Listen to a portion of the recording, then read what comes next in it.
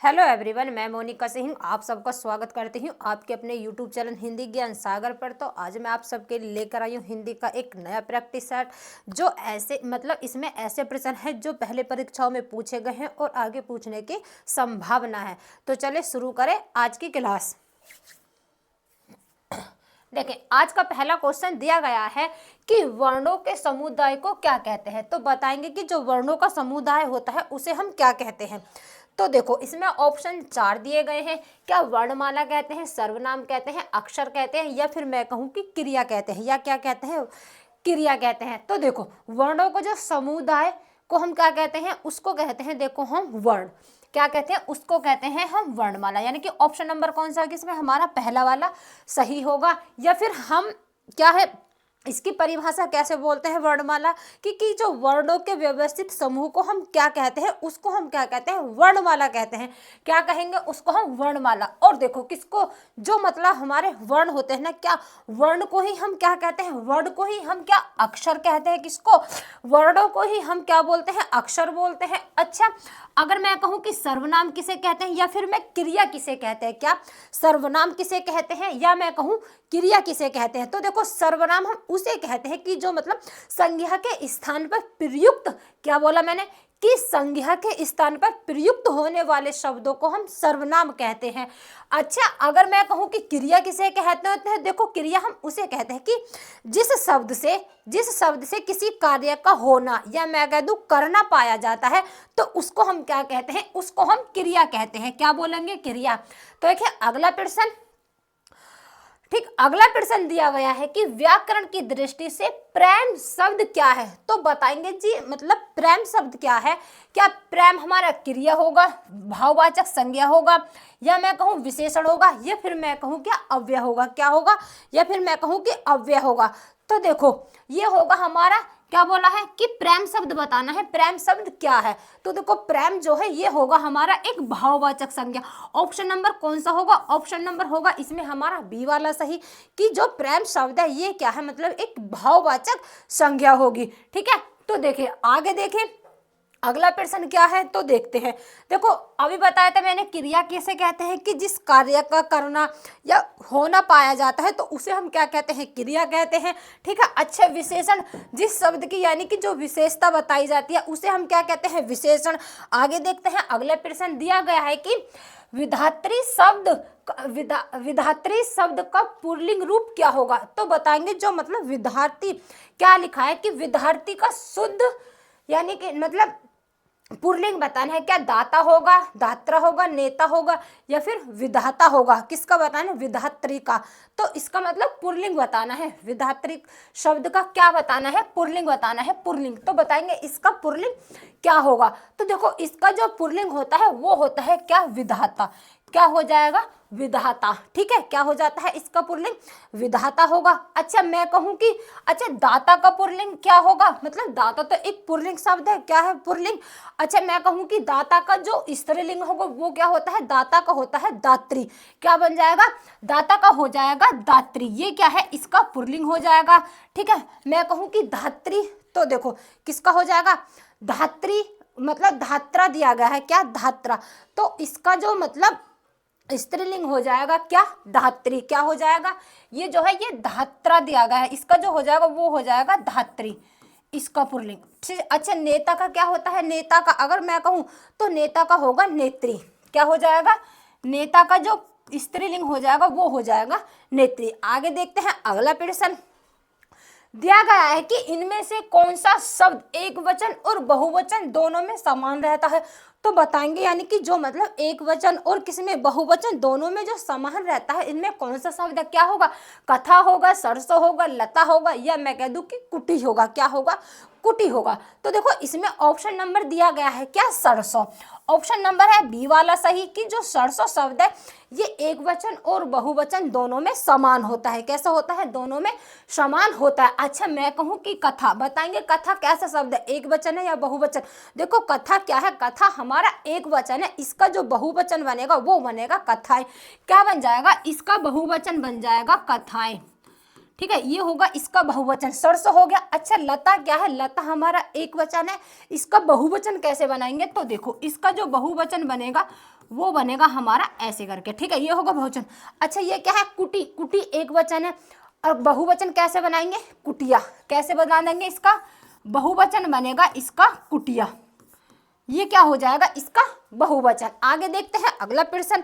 तो देखिए दिया गया है कि समाचार शब्द का सही बहुवचन रूप क्या है, तो बताएंगे इसका मतलब समाचार का जो बहुवचन रूप बताएंगे कौन सा दिया गया है। क्या दिया गया है कि समाचार पत्रिका दिया गया है, समाचार दिया गया है, या मैं कह दूं अनेक समाचार होगा, या फिर मैं कह दूं कि समाचारों होगा, क्या होगा, समाचारों होगा। तो देखो इसमें होगा हमारा किसका, यानी कि इसका बहुवचन। तो देखो समाचार का बहुवचन समाचार ही होता है। ऑप्शन नंबर कौन सा होगा हमारा, इसमें बी वाला होगा। ध्यान रखना कि समाचार का बहुवचन क्या होता है, वो होगा क्या, समाचार ही होगा। आगे देखते हैं अगला प्रश्न हमारा। तो देखो दिया गया है कि साथियों हार्दिक स्वागत, इस वाक्य में प्रयुक्त कारक पहचानिए। तो यानी कि क्या दिया गया कि साथियों हार्दिक स्वागत, तो इसमें हमें क्या पहचानना है, इसमें हमें कारक पहचानना है कि इसमें कौन सा कारक होगा। तो बताएंगे क्या, संबोधन कारक होगा, अपादान कारक होगा, संबंध कारक होगा, या फिर मैं कहूँ कि अधिकरण कारक होगा। क्या होगा, अधिकरण कारक होगा। तो देखो इसमें होगा हमारा कौन सा कारक, देखो इसमें होगा ऑप्शन नंबर पहला वाला सही, ये होगा इसमें संबोधन कारक। क्या है, संबोधन कारक होगा इसमें, ठीक है। आगे देखते हैं अगला प्रश्न। लिखा है कि आपके घर में इतने मेहमान आए हैं, कुछ मेहमान हमारे यहाँ भेज दीजिए। इस वाक्य में कुछ किस प्रकार का सर्वनाम है। हाँ तो बताएंगे, कुछ बताना है, कुछ जो है किस प्रकार का क्या है, सर्वनाम है। तो देखो किस प्रकार का सर्वनाम होगा, बताया था मैंने, बताओ क्या संबंधवाचक सर्वनाम होगा, निश्चयवाचक अनिश्चयवाचक सर्वनाम होगा, निश्चयवाचक सर्वनाम होगा, या फिर निजवाचक सर्वनाम होगा। तो देखो संबंधवाचक सर्वनाम क्या है, जहां पर मतलब संबंध का बोध कराया जाता है, किसका, संबंध का बोध कराया जाता है, वहां क्या होता है हमारा, वहां होगा हमारा संबंधवाचक। जहां पर क्या मतलब अनिश्चय हो, यानी कि जैसे कि कुछ, कोई, क्या, कुछ, या फिर मैं कह दूं कि कोई, तो ये सब किस में आते हैं, ये सब आते हैं हमारे किसमें, अनिश्चयवाचक सर्वनाम में। तो देखो इसका ऑप्शन भी हमारा कौन सा होगा, बी वाला सही होगा। क्या होगा, बी वाला सही होगा। निश्चयवाचक सर्वनाम यानी कि जो मतलब निश्चय होता है, क्या होता है, जो भी चीज, जैसे कि मैं कह दूं यह वह, यानी कि जो निश्चय हो, तो वहां पर क्या होता है, निश्चयवाचक। अच्छा निजवाचक क्या होता है, यानी कि जो अपने आप के लिए, आपके लिए होता है, उसमें क्या होता है, उसमें होता है हमारा निजवाचक सर्वनाम। आगे देखते हैं अगला प्रश्न क्या कहता है हमारा। दिया है कि मैं लड़के को वेद पढ़ाता हूं, इस वाक्य में कुल कितने कर्म हैं। तो बताओ मतलब कर्म कितने हैं इसमें, क्या बोला है कि फिर से देखिए, फिर से, मैं लड़के को वेद पढ़ाता हूं, इस वाक्य में कितने कर्म हैं। तो देखो इसमें कर्म बताने हैं कितने, एक कर्म है, तीन कर्म है, या मैं कह दूं दो कर्म है, या फिर मैं कहूं कि इसमें 5 कर्म है। कितने कर्म है, या फिर मैं कहूं इसमें 5 कर्म है। तो देखो इसमें होगा ऑप्शन नंबर कौन सा होगा, ऑप्शन नंबर होगा दूसरा वाला सही, नहीं कौन सा वाला, सी, ऑप्शन नंबर होगा सी, यानी कि इसमें कर्म होंगे 2।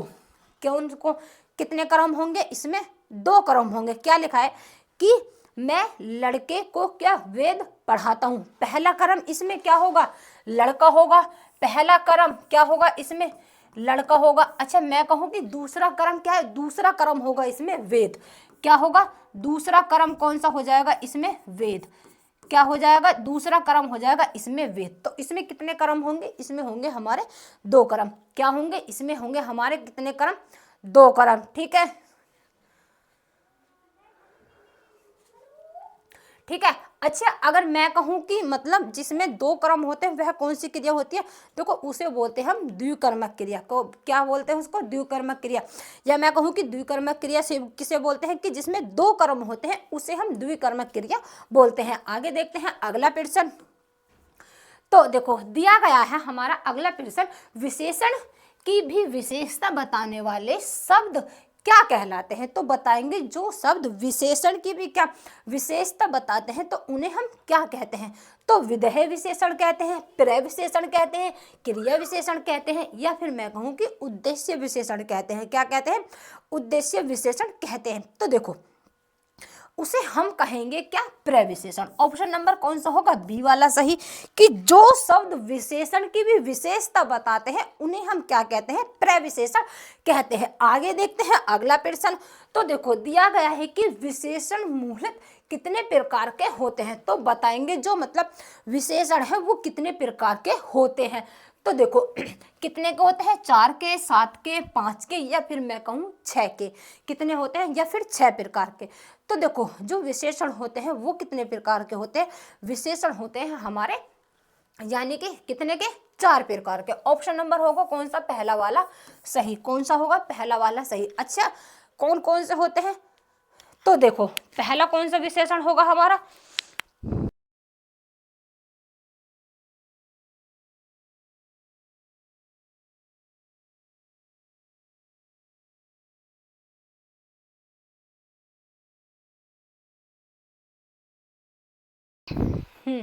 तो देखो कितने प्रकार के होते हैं, 4 प्रकार के। अच्छा कौन कौन से होते हैं, देखो एक तो होता है हमारा कौन सा, गुणवाचक विशेषण। कौन सा होता है, गुणवाचक विशेषण।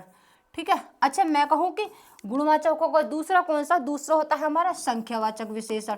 दूसरा क्या होगा हमारा, संख्यावाचक विशेषण। ठीक है। अच्छा मैं कहूँ कि तीसरा कौन सा होता है, तीसरा होता है कौन सा हमारा, परिमाणवाचक विशेषण लिखेंगे।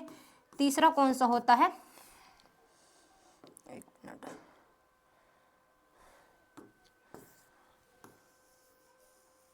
हाँ तो देखो कितने हो गए, 2 हो गए। पहला कौन सा, गुणवाचक, दूसरा होगा संख्यावाचक, तीसरा लिखेंगे कौन सा, परिमाणवाचक। तीसरा कौन सा लिखेंगे, तीसरा लिखेंगे परिमाणवाचक।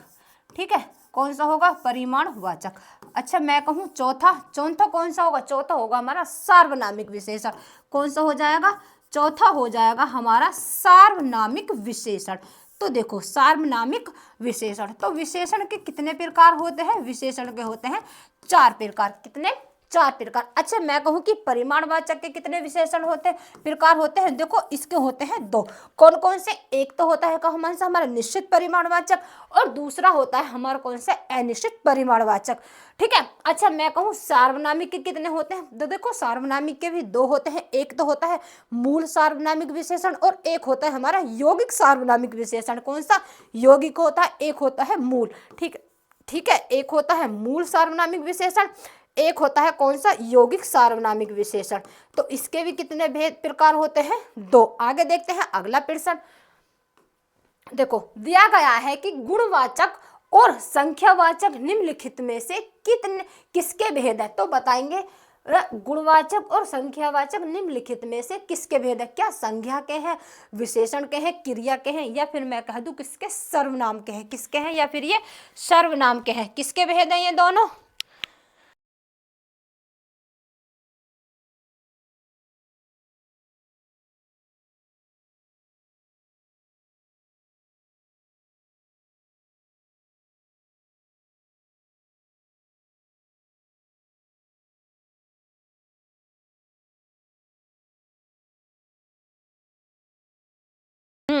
तो देखो इसमें होगा हमारा ऑप्शन नंबर कौन सा वाला, बी वाला सही। अभी बताया था मैंने विशेषण के कितने भेद होते हैं, 4 भेद होते हैं।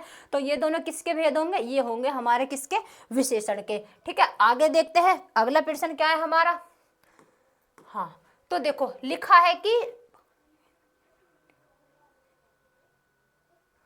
हाँ भाषा की सबसे छोटी और लिखा है कि अविभाज्य इकाई किसे माना जाता है, किसे माना जाता है, शब्द को, वर्ण को, या वाक्य को, या फिर मैं कह दूं किसको, पद को, या मैं कह दूं पद को। तो देखो किसे माना जाता है,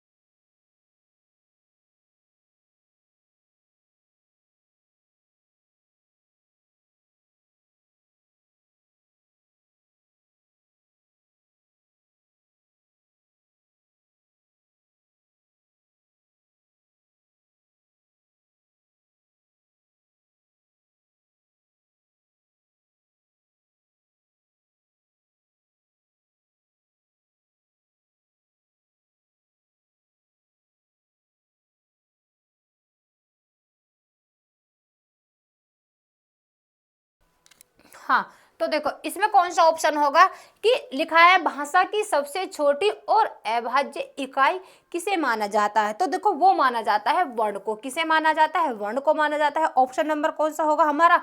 दूसरा वाला सही होगा। देखिए अगला प्रश्न लिखा गया है कि संज्ञा के स्थान पर प्रयुक्त होने वाले शब्दों को व्याकरण में क्या कहा जाता है। तो इसको हम क्या कहा जाता है? तो देखो ये भी